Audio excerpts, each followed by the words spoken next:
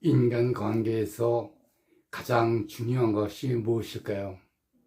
그건 제가 생각하기에는 자기 생각만 하는 게 아니라 상대를 생각하는 것이 제일 중요하다고 생각합니다.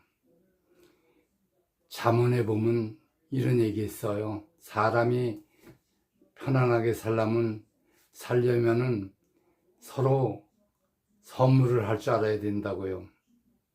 그러니까 뇌물이 아니고 선물이요. 내가 뭐를 목적을 위해서 상대에게 주는 건 뇌물이라고 그러잖아요. 그게 아니고 사랑으로 주는 거 있죠. 자식에게 주는 거, 또 뭐 친한 친구에게 선물하는 거 이런 거 있잖아요. 근데 그게 참 쉬운 일이 아니에요. 왜 쉬운 일이 아니냐면 요새는 돈 세상이 되다가 보니까 서로 머리가 돌아서 그런지 줄 줄은 모르고 받을 줄만 알아요. 그래서 이제 저도 뭐 주기도 하고 받기도 하는데 근데 어떨 땐 그런 걸 느껴요. 내가 계속 주게 되는 경우가 있어요. 한 푼도 못 받고. 근데 그것도 옛날에 나도 계속 받아본 적이 있으니까 이해를 해요. 그런데 그게 또 그렇지 않을 적도 있더라고요. 제일 많이 싸움이 나는 것이 결혼해서 하잖아요. 그러면은 형제들이 많을 경우에 서로 나중에 부주 들어온 돈 가지고 서로 나눌 적이 있잖아요. 그때가 제일 많이 싸우는 것 같아요. 근데 왜 그러냐면 그것도 그래요. 동생은 서울 가 있고, 누나는 어디 가서 시집 가 있고, 그리고 자기는 그 동네에 살고 그러잖아요.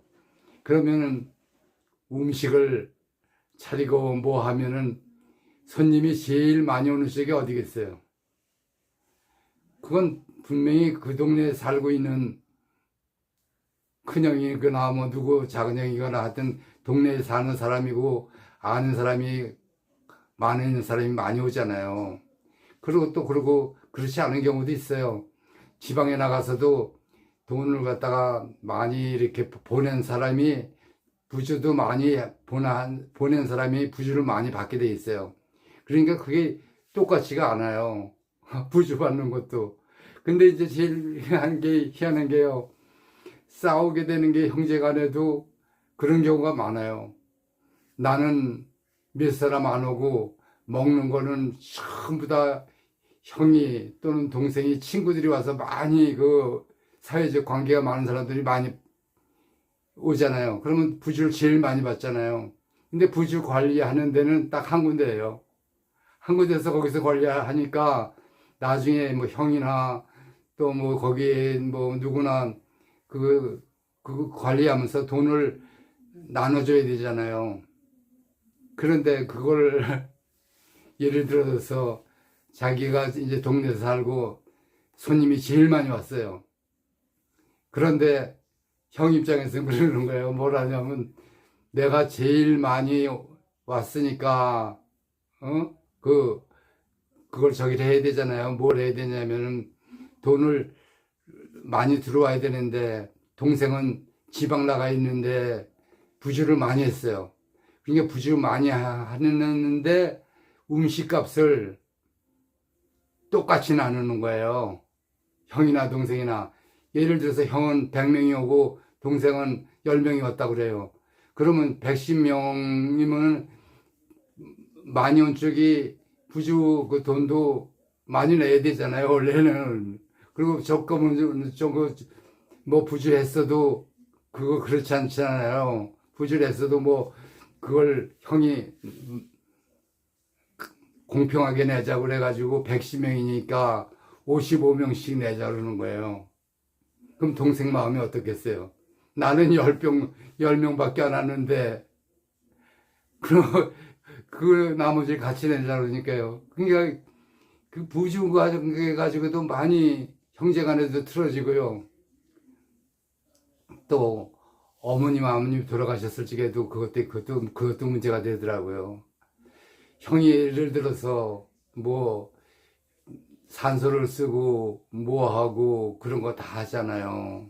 근데 그리고 또 동네니까 산소 관리하고요.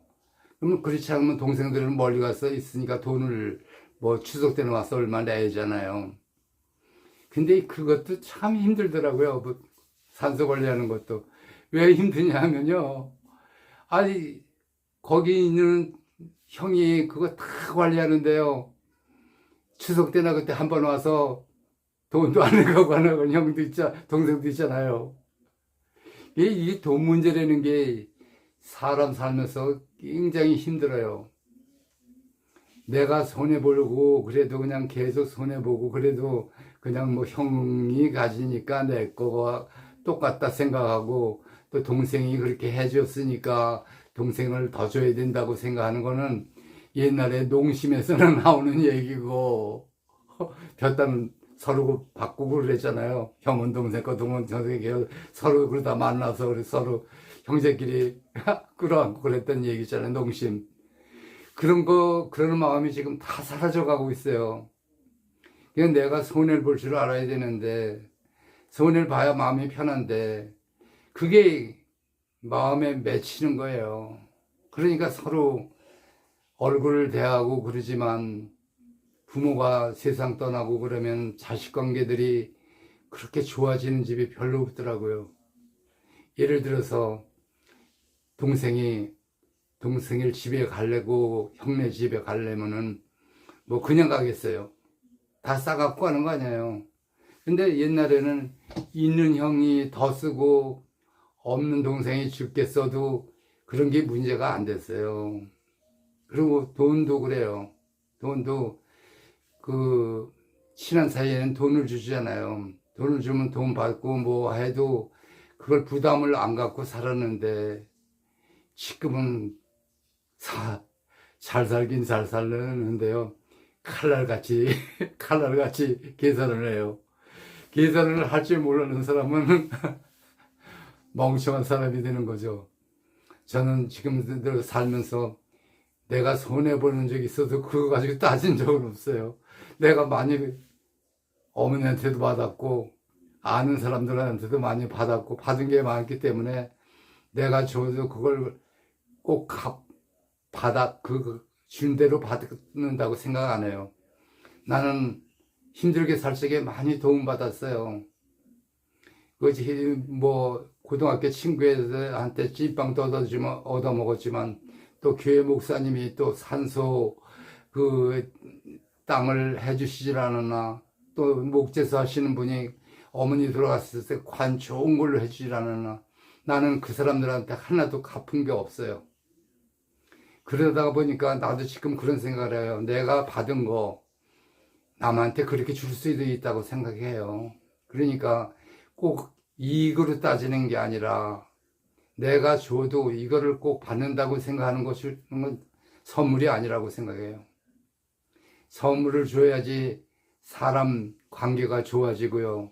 또 그리고 받아본 사람이 줄 줄도 알아요.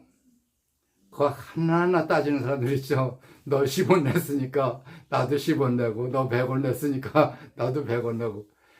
참 세상 인심이 돈 벌고 잘 살고 이러는 세상인데 왜 이렇게 각박해지는지 모르겠어요. 바보같이 사는 게 잘 사는 것 같은데 그게 아니에요. 요새는 바보같이 살아면 한쪽으로 밀어놔요. 그리고 내가 줬는데 못 받잖아요. 그러면은 그걸 가지고 꼭 얘기를 하더라고요.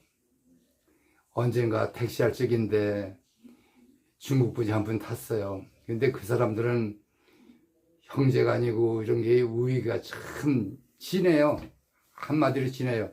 진해서 자기 누구한테 100만 원을 줬대요. 결혼 비용 100만 원을 줬는데 자기 아들 결혼할 적에 50만 원 갖고 왔더래요. 그리고 그걸 욕을 하는 거예요. 아니 그럴 수도 있는 거 아니에요. 내가 많이 줬어도 못 받을 수도 있고 또 내가 줬어도 그보다 더 받을 수도 있고 그런 거잖아요. 사람 사는 게. 근데 지금 그렇게 계산하나요? 10원 줬으면 10원 받아야 되고 하나 뭐 받아 먹었으면 그 다음에 갚아야 되고 참 이런 세상이 오리라고 생각 못했어요. 전 누구에게나 남에게 줄지게 바라지 않고 줍니다. 그거 바라고 주는 건 잘못된 것 같아요. 누구한테나 주고 그러면은 감사되는 말, 뭐 고맙다는 말 하는 사람도 있지만 그런 말도 한마디 안 하는 사람도 많아요. 그렇게 지나가요. 그러면 그걸 가지고 내가 그 사람한테 뭐 서운하게 생각 안 해요. 나도 받은 게 있으니까 나도 줄 수 있다고 생각하는데 세상 좋아지고 돈 많고 잘 살고 그러는데요. 생각을 참 겁나게 합니다. 우리가 겁난 세상에 살아요. 그러니까 옛날에 영어 선생님이 말씀하시는 게 맞는 것 같아요. Give and take. 먼저 주고 그 다음에 받고 give and take 그 다음에 잊어버려라. 참 좋은 말씀이었던 것 같아서 영어 선생님 하신 말씀이 생각납니다. 고맙습니다.